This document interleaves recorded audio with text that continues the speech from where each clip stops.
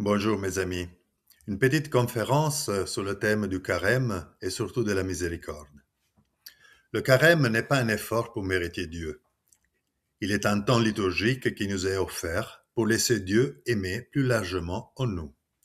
Un temps donné pour apprendre à mieux le connaître, non pas dans la performance volontariste, mais dans la relation.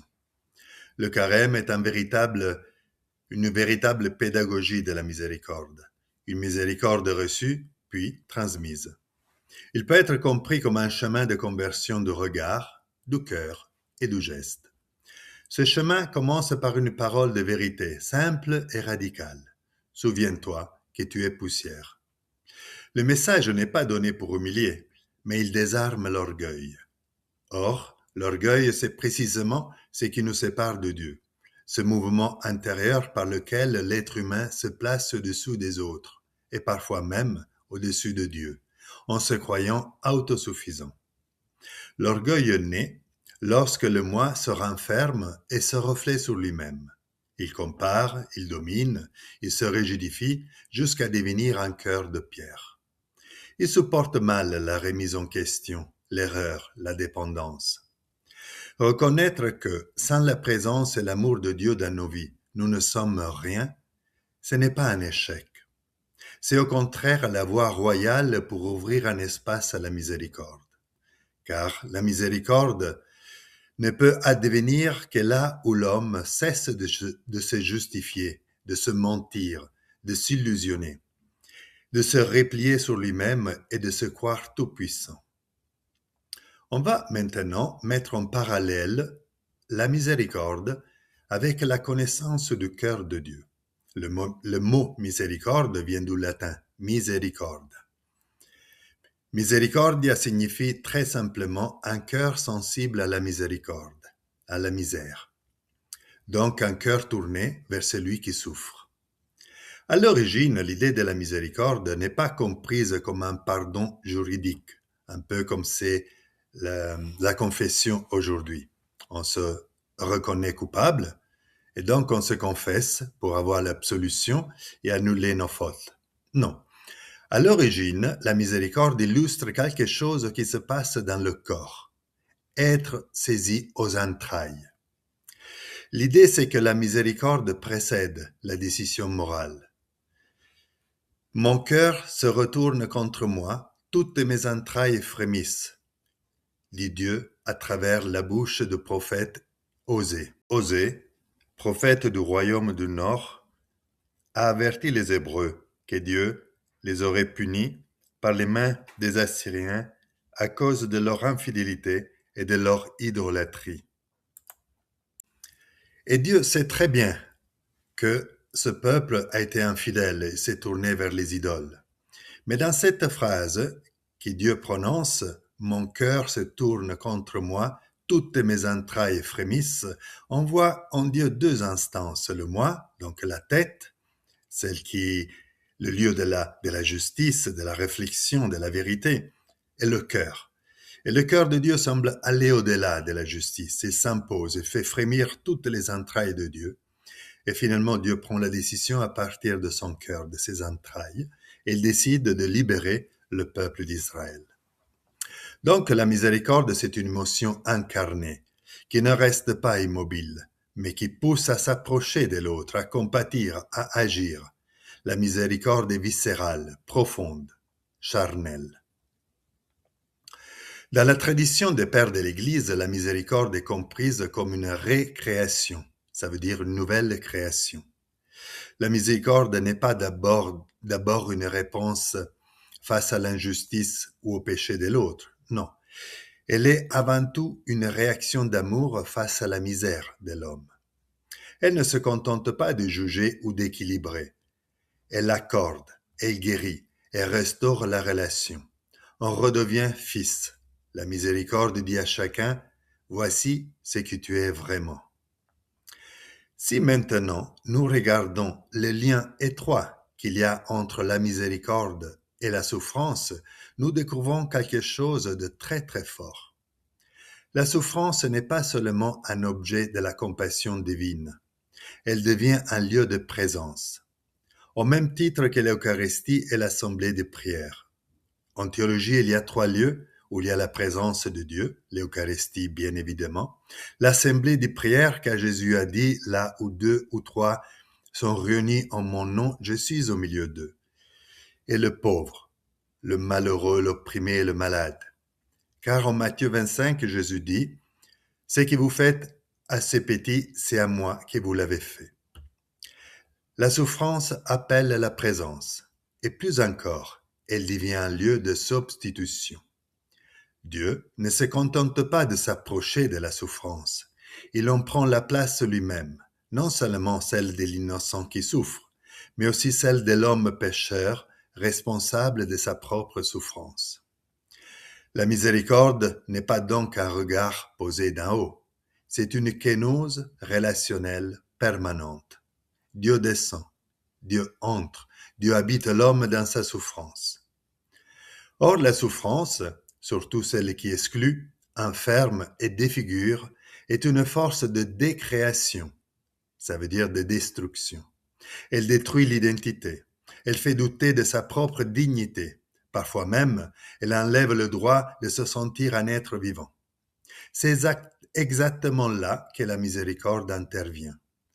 Quand Dieu se rend présente par substitution, il ne fait pas que soutenir ou consoler. Il recrée, non à partir de rien, comme en Genèse, mais à partir des ruines. La Bible nous en donne une image saisissante qui était révélée au prophète Ézéchiel, dans la vision de la vallée des ossements desséchés. C'est une vallée de la mort, il n'y a que des os desséchés. Il n'y a plus de chair, plus de vie, plus d'espérance. Et pourtant Dieu descend, Dieu souffle, et la vie recommence, et son peuple est à nouveau debout. Dans la miséricorde, Dieu donne son propre « je » à celui qui ne peut plus dire « je », parce que son identité humaine a été brisée, parce qu'il n'a parfois même plus le droit symbolique d'exister. Et je pense à tous ces peuples massacrés par des bombes en Iran, au Liban, à Gaza, en Ukraine, au Soudan. Au fond, la miséricorde, c'est la création qui recommence là où la vie de l'homme est en train de se perdre ou d'être détruite. On va maintenant rentrer dans l'expérience de la miséricorde par la petite histoire de la femme hémorroïde guérie par Jésus dans les évangiles, afin de comprendre ce que signifie concrètement faire l'expérience de la miséricorde. Depuis 12 ans, elle perd son sang. Depuis 12 ans, elle perd aussi sa dignité, sa force et sa place parmi les autres, car le sang, c'est pour l'époque l'impureté et on ne peut pas s'approcher des impurs. Pendant 12 ans, elle a cherché à se sauver. Elle est allée de guérisseur en guérisseur. Elle a donné tout ce qu'elle avait, ses biens, son argent, son espérance. Elle a cru que la guérison viendrait de ses efforts, de ses moyens, de ce qu'elle pouvait encore maîtriser. Mais rien. Son corps continue de se vider, et avec lui, sa vie. Puis un jour, elle entend parler de Jésus, un homme qui vient de Dieu, un homme dont il dit qu'il guérit. Elle ne demande pas d'explication, elle n'enquête pas. Elle se dit simplement au fond d'elle-même, si je touche seulement son vêtement, je serai sauvée. Son espoir devient courage. Elle force le passage à travers la foule. Elle s'approche. Elle tend la main. Elle touche. Et aussitôt, son corps s'arrête de saigner. Elle est guérie. Mais, coup de théâtre. Soudainement, Jésus s'arrête. Il se retourne et demande « Qui m'a touché ?» Les disciples surpris, peut-être avec un ton un peu moqueur, lui répondent « Seigneur, tout le monde te touche. » Oui, tout le monde touche Jésus. Et pourtant, une seule personne est guérie. Pourquoi? Nous reprendrons spontanément parce qu'elle a la foi.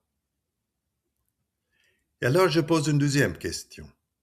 La foi a-t-elle suffi à l'hémorroïde pour connaître réellement le cœur de Jésus? Et cette question se retourne un peu vers nous.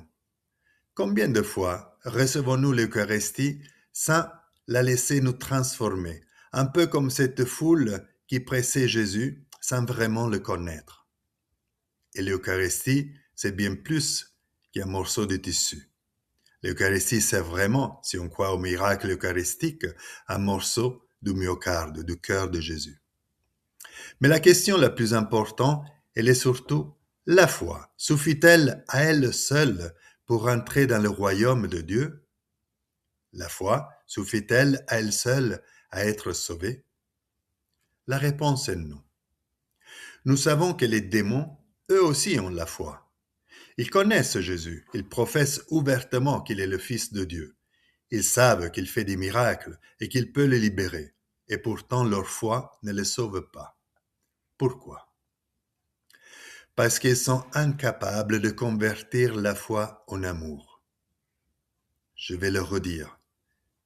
Parce qu'ils sont incapables de convertir la foi en amour. Et là, je pense à toute forme d'intégrisme, ici à l'intégrisme islamique, intégrisme juif, intégrisme chrétien, incapables de convertir la foi en amour. Et pourquoi cela? Parce qu'ils refusent d'accueillir l'amour de Dieu. Et rappelez-moi, cet amour de Dieu, c'est un amour difficile parce qu'il est scandaleux.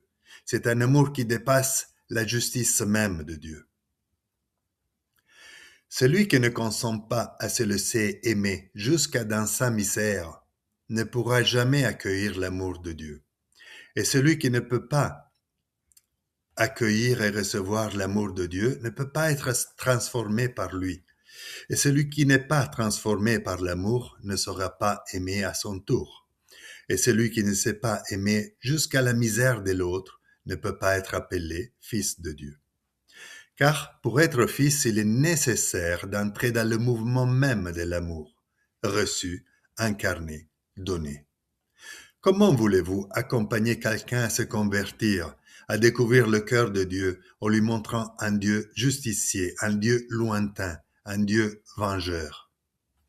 La femme de l'histoire, elle aussi, maintenant sait qui est Jésus. Mais lorsque Jésus veut la rencontrer, au lieu de sauter de joie, au lieu de se jeter dans ses bras, elle se cache. Elle tremble de peur. Elle ressent de la honte et se dit qu'elle n'avait pas le droit, qu'elle ne le méritait pas, qu'elle a pris ce miracle sans permission, comme si elle l'avait volé. Pourquoi? Parce qu'elle est guérie de sa maladie, certes, mais pas encore de l'image qu'elle se fait de Dieu. Une image souvent façonnée et transmise par les hommes, des hommes qui ne portent pas Dieu dans leur cœur. Elle a pris un Dieu qu'elle croit lointain, un juge exigeant, un Dieu qui récompense les purs, comme les grands prêtres, et qui rejette les impurs. Alors Jésus s'approche d'elle, sans jugement, sans reproche. Il la regarde dans les yeux, comme un regard de quelqu'un qui en aime profondément. Et c'est dans ce regard qu'elle comprend enfin. Elle n'a pas été sauvée par ses efforts, ni par son argent, ni par les 12 années de souffrance. Elle était sauvée par amour, un amour qui se donne sans limite, un amour sans condition. Elle découvre enfin qu'elle est aimée. Voilà ce que c'est la miséricorde. On va maintenant mettre en parallèle la miséricorde avec le salut de l'homme et l'incarnation.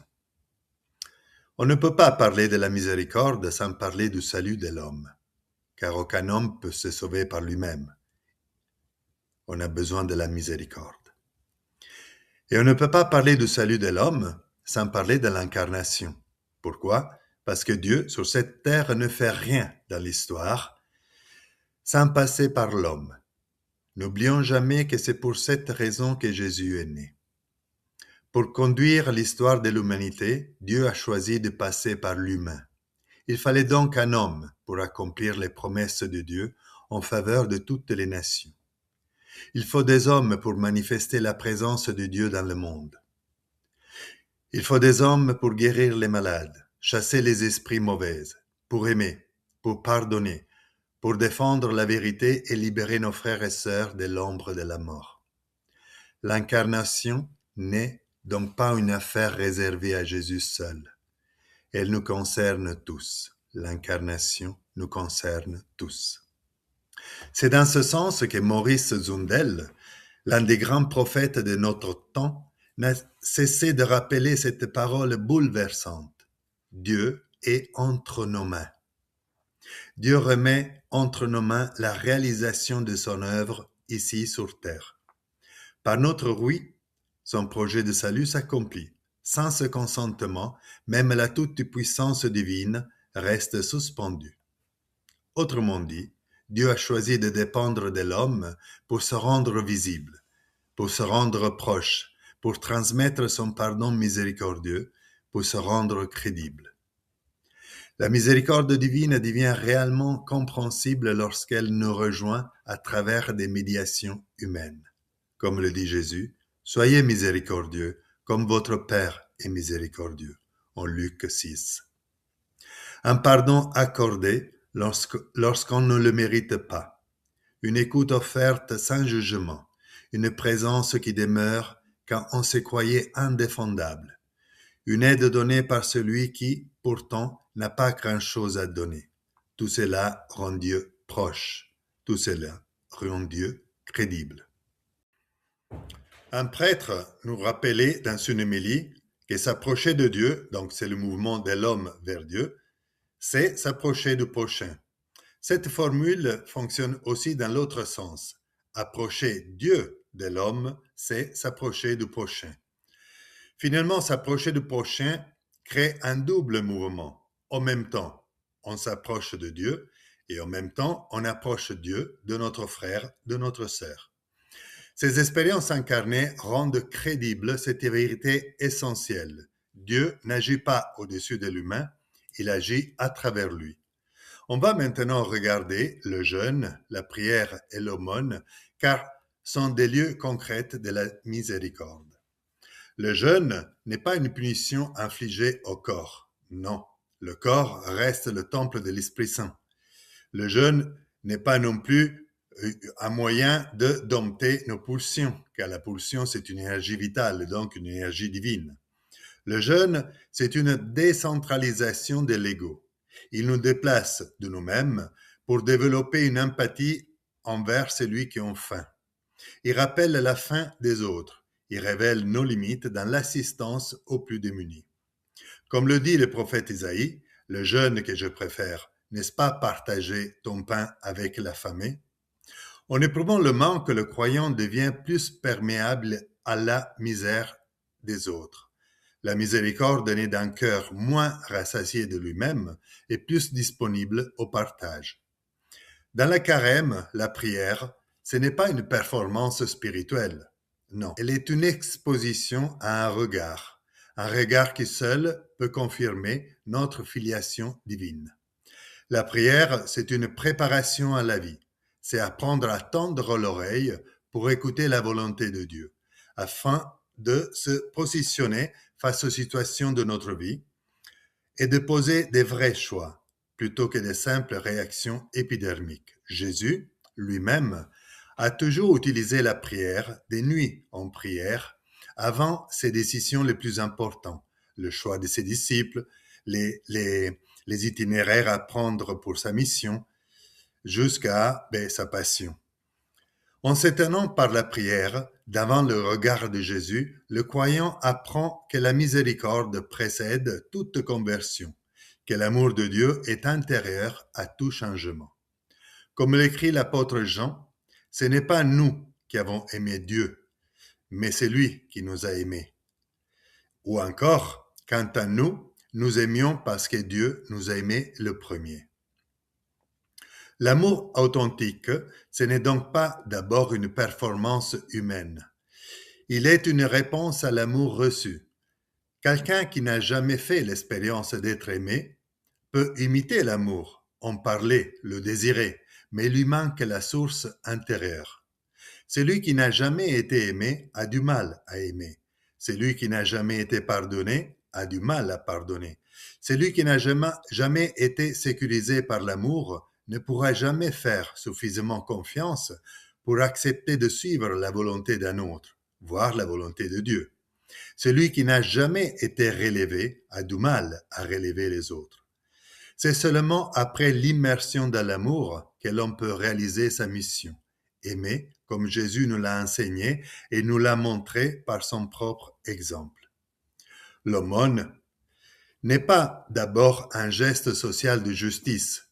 J'ai plus que l'autre, donc je vais équilibrer la chose. Non, l'aumône est une expérience spirituelle profonde. Donner, ce n'est pas simplement partager ce que l'on possède, c'est entrer dans le mouvement même de Dieu. C'est élan par lequel il se donne sans réserve. Car la plus belle définition de Dieu, c'est Dieu, il est don. Il est don de lui-même. Donner, c'est laisser tomber les frontières invisibles qui nous séparent. C'est construire, c'est consentir à ce que la distance entre moi et l'autre s'efface.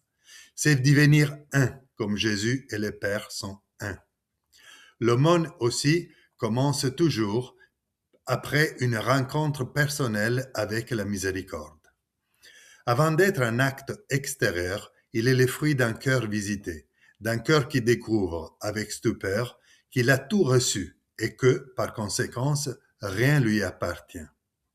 L'homme qui comprend que rien lui appartient en propre, que tout est don et que tout vient de Dieu, celui-là seul peut vraiment donner.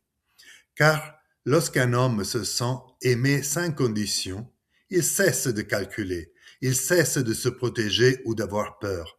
Il cesse de donner par gêne ou culpabilité face à un pauvre, ou pour accomplir un devoir. Il donne parce qu'il déborde. Il donne parce qu'il déborde. Et l'aumône retrouve alors son sens le plus profond. Elle devient un prolongement concret de la miséricorde reçue. Donner du temps, donner une écoute, donner une présence, donner sans s'attendre un retour. C'est ainsi que la miséricorde circule, de Dieu à l'homme et de l'homme à l'homme. Mais cette expérience de l'amour reçu passe aussi par un lieu souvent redouté, la confession.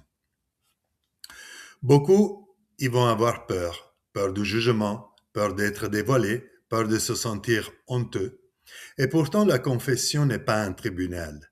Elle est un lieu de vérité et un lieu de guérison.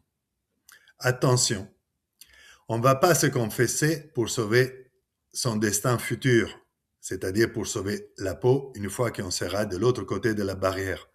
Mais on y va pour reconnaître sa pauvreté. Et c'est précisément là que Dieu agit. Dans la confession, l'homme accepte de se tenir devant Dieu tel qu'il est, sans masque, sans défense. Et dans cette vérité, l'homme rencontre le regard de Jésus, un peu comme la hémorroïs. Il s'expose à son cœur miséricordieux, un regard qui ne condamne pas, mais qui relève, qui n'humilie pas, mais qui redonne la dignité. Un regard qui ne réduit jamais l'homme à sa faute, mais qui l'ouvre vers un avenir. La guérison commence là, quand l'homme accepte d'être aimé dans ce qu'il a de plus fragile, quand l'homme accepte son impuissance, non comme une défaite, mais comme l'espace où l'amour peut enfin entrer. Alors, le pardon reçu devient fécond, car celui qui est ainsi visité et qui consent à être porté devient plus patient, plus doux, plus miséricordieux. C'est ainsi que le carême atteint son but. Non pas faire de nous des croyants irréprochables, mais des hommes et des femmes progressivement guéris et capables d'aimer à leur tour. Comme conclusion, maintenant un petit résumé. Au terme de ce chemin, une vérité s'impose. La miséricorde n'est pas une pratique, elle est une rencontre. Une rencontre qui commence souvent dans la blessure, dans la pauvreté, dans ce lieu de nous-mêmes que nous aurions préféré cacher. La femme hémorroïs nous l'a montré. On peut toucher Jésus sans vraiment le rencontrer. Et on peut l'accueillir au moment même où l'on accepte de se laisser regarder et surtout de se laisser aimer. La foi seule ne suffit pas. si elle ne devient pas l'expression de l'amour reçu et donné. L'accueil d'un amour qui nous précède, qui ne se mérite pas et qui relève. Dans l'incarnation, Dieu a choisi de passer par l'homme. Aujourd'hui, encore, il choisit nos mains, nos paroles, nos fragilités, pour rendre sa miséricorde visible et crédible. Le jeûne nous décentre. La prière nous expose à un regard qui nous engendre. L'aumône nous apprend à donner ce que nous avons d'abord reçu. Et la confession devient ce lieu secret où l'homme cesse de fuir et consent enfin à être aimé dans sa pauvreté et dans sa misère. Le carême n'est pas un temps pour devenir parfait, mais un temps pour devenir vrai. Vrai devant Dieu, vrai devant soi-même, vrai devant les autres. Celui qui se sait, car celui qui se sait aimer jusque dans sa misère n'a plus besoin de se défendre. Et celui qui cesse de se défendre s'ouvre à la miséricorde. Et celui qui reçoit la miséricorde déborde de gratitude. Et de la gratitude naît enfin la capacité d'aimer à son tour. C'est là que commence la vraie conversion. Merci d'avoir écouté cette petite conférence. Si elle vous a plu, partagez-la.